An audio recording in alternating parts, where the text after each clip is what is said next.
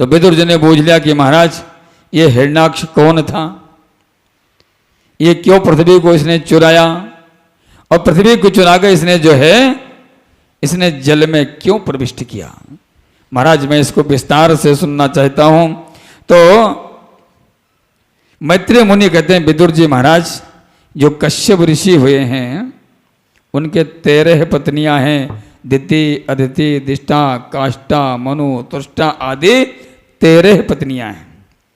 उनमें जो दिति नाम की जो पत्नी है वह दैत्यों की माता है। जो दिति नाम की पत्नी है वो दैत्यों की माता है। जो अदिति नाम की पत्नी है उनके उनसे देवताओं की उत्पत्ति, देवताओं की माता है। एक बार सायंकालीन की बेला थी और कश्यप जी महाराज संध्या वंदन कर रहे थे। उसी समय माँ दिति कामत ज्वर से पीड़ित होकर के उनके पास आई और रति याचना करने लगी। कश्यप जी ने बहुत समझाया कि देवी ऐसा घोर तमा बेला, ये शाम का समय है और शाम के समय में भोले बाबा माता भवानी के साथ में विचरण करते हैं, घूमते हैं, और इस समय तुम्हें गर्भ धारण करना उचित नहीं रहेगा। दिति ने एक बात नहीं मानी और अंत में दिति का मनोरथ कश्यप जी महाराज को पूर्ण करना पड़ा।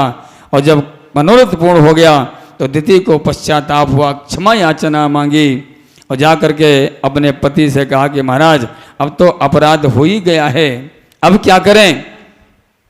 कश्यप जी ने कहा तुम्हारे एक नहीं 2-2 संतानें होंगे और बड़ी दुष्ट संतति होगी, राक्षस होंगे।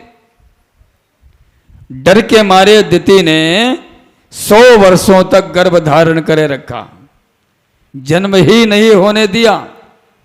और जब जन्म नहीं हुआ तो बड़े देवता बड़े घबराए क्योंकि उन देवताओं की श्वास रुक गई।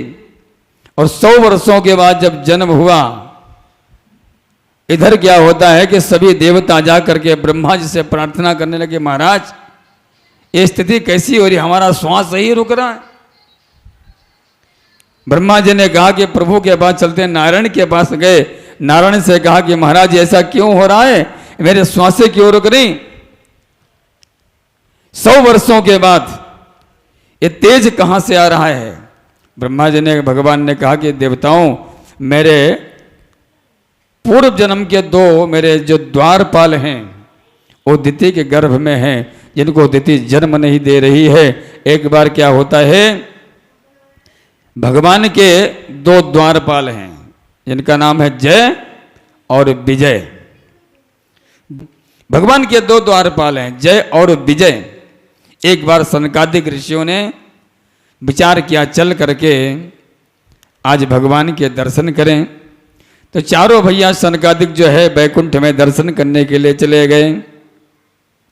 और जब वहां गए तो जब 6 दरवाजे पार कर दिए, 7वें द्वार पर जैसे पहुंचे तो जय और विजय ने गदा अड़ा दी। महाराज कहाँ जा रहे हो? बोले माता पिता के दर्शन करने जा रहा हूं। बोले महाराज अब नियम बदल गए, यहाँ पे पहले परमिशन लेनी पड़ेगी, जब अंदर से परमिशन आएगी तब आप दर्शन करने जाओगे। सनकादिक ऋषियों ने कहा कि भाई माता पिता से मिलने जा रहे हैं, वहां परमिशन की क्या आवश्यकता है। बोले महाराज पहले नियम था, अब नियम बदल गया है, आपको ठहरना पड़ेगा। दूसरी बात एक और है, उन्होंने अपमान कर दिया और जैसे अपमान किया तो जो उसमें सनातन जी थे उनको क्रोध आया, उन्होंने श्राप दे दिया कि तुम बैकुंठ में रह करके भी तुम यहाँ पर ईर्ष्या द्वेष की बात करते हो, तुम बैकुंठ में रहने लायक नहीं हो, जाओ मुझे तुम्हें श्राप है, तुम 3 जन्मों के लिए राक्षस हो जाओ। और जैसे ही श्राप मिला इधर भगवान को अंदर सूचना हुई, जानकारी हुई, भगवान वहां से उठे बाहर आए और बाहर आकर के सनकादिक ऋषियों के चरण पकड़ लिया कि महाराज ये मेरे द्वारपाल हैं, कि महाराज ये मेरे द्वारपाल है। अब भगवान की भाषा, भगवान कहते तो हैं कि ये द्वारपाल मेरे हैं और देखने में ऐसा आता है कि प्रशंसा जो है भगवान जो ब्राह्मणों की कर रहे हैं, सनकादिक ऋषियों की कर रहे हैं। महाराज ये मेरे ही द्वारपाल हैं, मेरे ही द्वारपाल हैं। सनकादिक ऋषियों ने जब श्राप दिया तो भगवान ने एक बार भी नहीं कहा आइए महाराज घर को पवित्र कीजिए, भगवान ने भी अंदर नहीं लिया। भगवान जानते हैं कि अब ये